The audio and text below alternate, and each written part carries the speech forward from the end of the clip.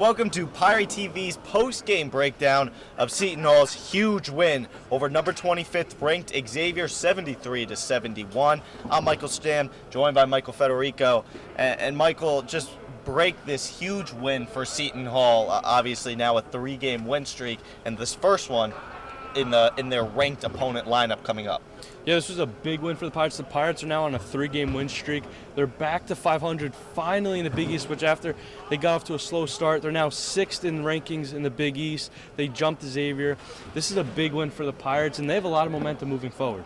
Yeah, 100%. Jared Roden, obviously the superstar for this Seton Hall team. He finished with 25 points, 8 rebounds, led the team, had 5 threes for Roden. Just talk about his performance today, how important he was to this Seton Hall offense. Yeah, this was a big Jared Roden performance. This is the first time they had a 20-point game since the DePaul loss January 13th. This is his 4th 20-point game of the season, and this is finally the Jared Roden that we saw in the beginning of the season before the COVID shutdown. 100%. Jared Roden, he was just great today. He looked like the Jared Roden we saw pre-COVID, the Jared Roden we saw in that non-conference slate. The leader, the guy that could just take over on the offensive side, and defensively too. Seemed like they played very well. You could just see in his eyes he wanted this game. The Creighton game, I think, was a great start to this little run that Seton Hall is going to have to go on. But this one was super important. You could see when he came out of the tunnel for the first time and when he left to leave after Seton Hall won, the same look was in his eyes as we need to win this game, and that's exactly what they did today. Coming up, Seton Hall has maybe their toughest 2 games of their schedule. They have number 15th ranked Villanova, and then you also have number 20th ranked UConn. It's going to be a tough little slate for them. They're going to have to play together. This is Xavier Harris talking about the brotherhood of this Seton Hall team. We brothers, what I'm saying, at the end of the day. Obviously, I seen, Fremantle do what he did, and I knew how Trey is and how he's going to react, so I had to get him out of there because I couldn't let my brother get in a situation where we can't use him for the game. We need him. So, that was just a family thing. That wasn't about being seniors and nothing like that. If me and Body was in that situation, a freshman, sophomore in the class, we did the same thing and got us out the way. So that was just a family thing at the end of the day. Seton Hall, 2 really tough games coming up as we just talked about Villanova and UConn. Bryce Aiken, Coach Willard said he doesn't really know his status right now. He might not be playing on Saturday. Looks like unlikely. Talk about what Seton Hall needs to improve to go out and get the upset over these 2 teams.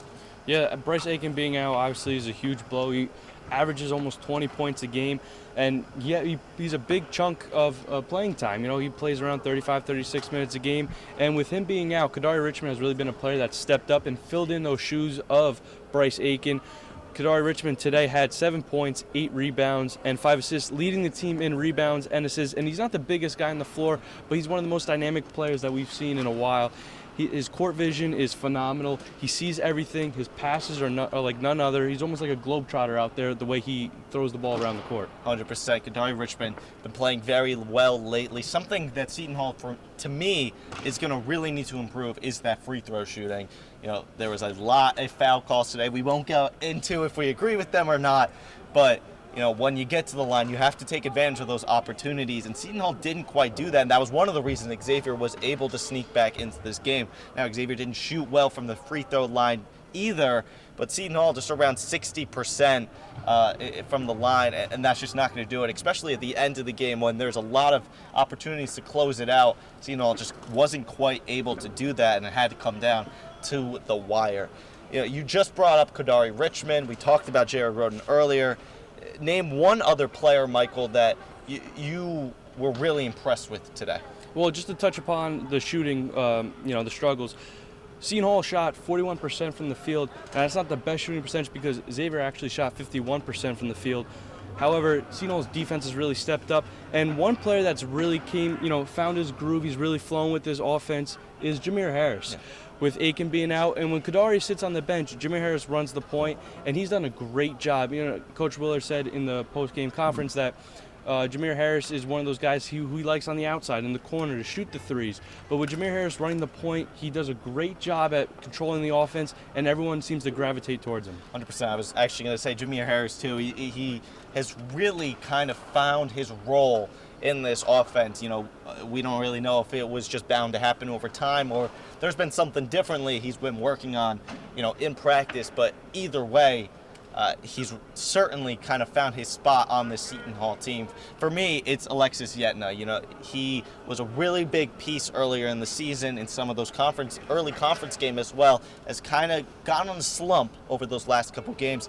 Today, double-double, you know, 10 points. He really was a big force, too, defensively. You know, Xavier is a very big team. They're a tall team, and Seton Hall was able to match with them pretty well, forcing Xavier into some shots that I don't think they wanted to take. It's going to be a tough upcoming schedule for Seton Hall, but we will get to that on Saturday when they face Villanova. Right now, Seton Hall with a huge win over number 25th Xavier, 73-71. I'm Michael Stamm, joined by Michael Federico. See you next time.